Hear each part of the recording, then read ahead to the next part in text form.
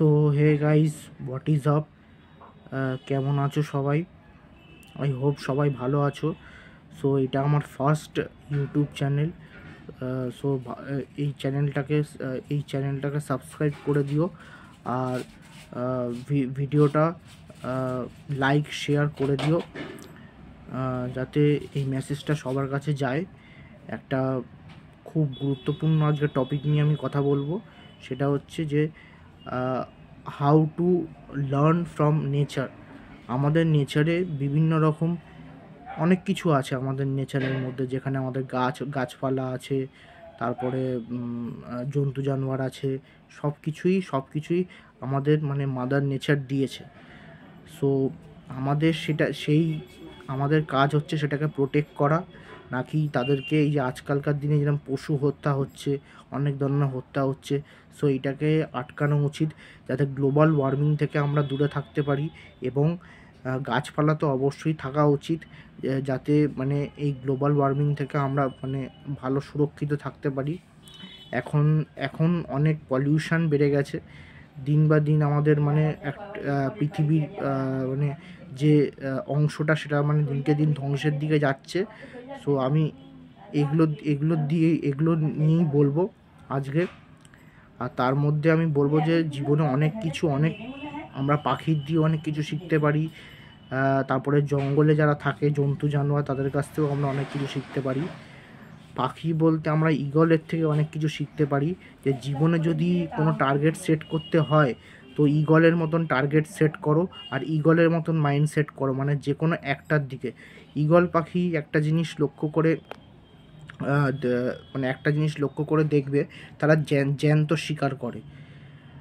তারা আকাশে উড়ে প্রথমে শিকারটার দিকে ভালো করে মানে ফোকাস করতে থাকে, দিয়ে ওই শিকারটা টার্গেট করেই তারা ঘুরতে থাকে, যাতে সুযোগ পেয়ে ধরে নেবে। না আগে গিয়ে তো ধরতে পারবে না, প্রথমে আগে ঘুরে নিয়ে ভালো করে দেখে নিয়ে তারপরে তার যে ক্লজগুলো আছে, সেই ক্লজটা ব্যবহার করে সেই শিকারটাকে ধরে নিয়ে সেটাকে খায়, আর তার বাচ্চাদের খাওয়ায়।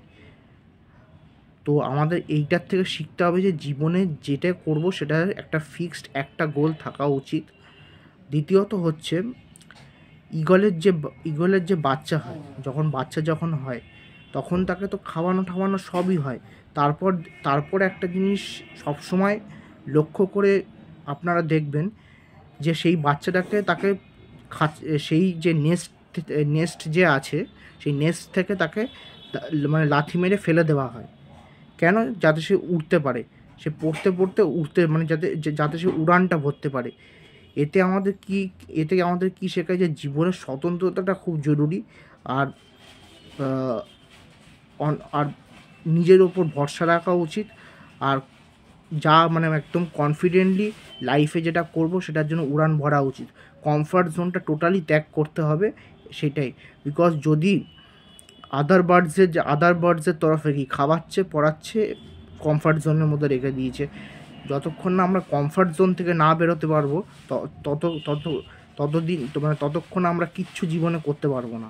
সো আমাদের প্রথমে এই কমফর্ট জোনটাকে ত্যাগ করতে হবে। কমফর্ট জোনটাকে যত তাড়াতাড়ি সম্ভব ত্যাগ করো। সো আরেকটা জিনিস বলতে চাই, যে ফোকাস যেটা আছে, মানে দেখবে ঈগলের সবসময় ক্লিয়ার ফোকাস থাকে।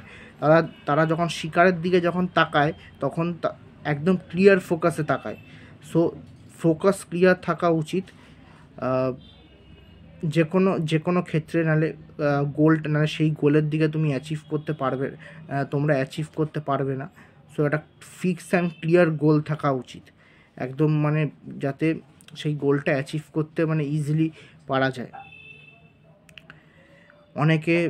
অনেকে আমি দেখেছি তাদের লাইফে মানে কোনো একটা ফিক্সড এম থাকে না, একটা ফিক্সড এম থাকা উচিত। যেরকম আমাদের অর্জুন, যেটা মহাভারতে যেরকম মানে যখন মাছের চোখে তীর মেরেছিল, তখন একবার যখন তার গুরু যে আছে দ্রোণাচার্য, তাকে জিজ্ঞেস করেছিল যে তোমার ফোকাসটা কোন দিকে আছে। বাকি সবাই তো আম দেখছে, গাছ দেখছে, দেখছে, যখন পাখির যখন যে আমি চোখ দেখতে পাচ্ছি, সেই চোখটাকে টার্গেট করেই তীরটা মেরেছে। সো টার্গেট একদম ফিক্স থাকা উচিত, টার্গেট থেকে টলমলো খাওয়া উচিত না, টলমলো খেলেই কিন্তু প্রবলেম হয়ে যাবে। তো টার্গেট ফিক্স থাকা উচিত, আর একদম মানে গোল ক্লিয়ার থাকা উচিত। তারা ক্লিয়ার চোখে তারা দেখবে, গোলটা দেখে সেটা অ্যাচিভ করে। একদম গোল ক্লিয়ার থাকা উচিত, একদম ফুল মানে চোখ দিয়ে যেটা দেখছো, চোখ দিয়ে যেটা তোমরা দেখছো সেটা সেইটার দিকেই তোমাদের একদম কমপ্লিট ফোকাস থাকা উচিত। দিয়ে তারপরে সেইটার দিকে, সেই গোলটা অ্যাচিভ করার জন্য একদম মানে তোমাদের উঠে মানে প্রচুর পরিশ্রম করতে হবে।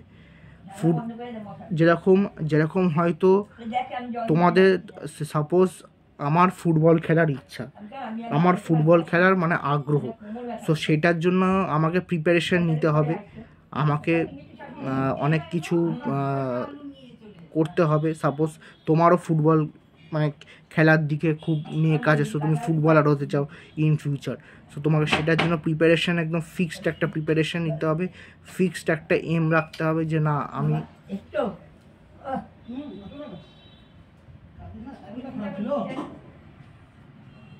সো ফুটবল খেলার দিকে আগ্রহ মানে থাকাটা দরকার। সো তোমাদের এটার জন্য অনেক কিছু প্রিপারেশান নিতে হবে, যেরকম ক্লাবের জন্য খেলতে হবে প্রথমে, তারপরে একটু আস্তে আস্তে ভালো যদি খেলতে পারো তো টুর্নামেন্টের দিকে। সো লাইফে গোলটা ক্লিয়ার লাগবে আর একদম ফোকাসড থাকতে হবে, ফোকাস একদম অর্জুনের মতন হতে হবে। অর্জুন যেরকম মহাভারতে তার একদম ফোকাস ভালো ছিল, গোল ভালো ছিল, যার ফলে সে ধর্মের পক্ষ নিয়ে লড়েছে বলে ধর্মের পক্ষে জিতেছে। তাই বলেই বলছি তোমরাও সেটা করো, দেখবে জীবনে অনেক কিছু অ্যাচিভ করে নেবে। এই রুলসগুলোকে তোমাদের শুধু মানে আমি বলছি বলে শুধু শুনলে হবে না, অ্যাপ্লাইও করতে হবে। যেরকম আমি যখন প্রত্যেক দিন মোটিভেশনাল ভিডিওস যখন দেখি তখন সেগুলো ইমপ্লিমেন্টও করাটা দরকার হয়। বিকজ শুধু জ্ঞান তো শুনলে হবে না, জ্ঞানটা অর্জন করে সেটাকে ইমপ্লিমেন্টও করতে হবে ঠিক জায়গায়, তবে গিয়ে সেই জায়গাটা ক্লিয়ার হবে, যেরকম আমি করছি। ওকে, সো আজকের জন্য এইটুকুই বললাম, আবার পরের বার একটা নতুন ভিডিও নিয়ে আসবো। সো যদি আমার ভিডিওটা ভালো লেগে থাকে তো একটা লাইক দিয়ে দিও, আর চ্যানেল ভালো লাগলে সাবস্ক্রাইব করে দিও, আর বেল নোটিফিকেশানটা অবশ্যই অন করবে, যাতে টাইম টু টাইম নোটিফিকেশান তোমাদের কাছে পৌঁছয়, যাতে আমার ভিডিওটা তোমাদের কাছে পৌঁছয়। আর ভিডিওটা যত পারো শেয়ার করে দাও তোমার বন্ধুবান্ধবদের সাথে, তোমার ফ্যামিলি ফ্রেন্ড সবার সাথে শেয়ার করো, যাতে তারাও যাতে মোটিভেটেড হয়। সো আজকের জন্য এইটুকুই। So bye bye.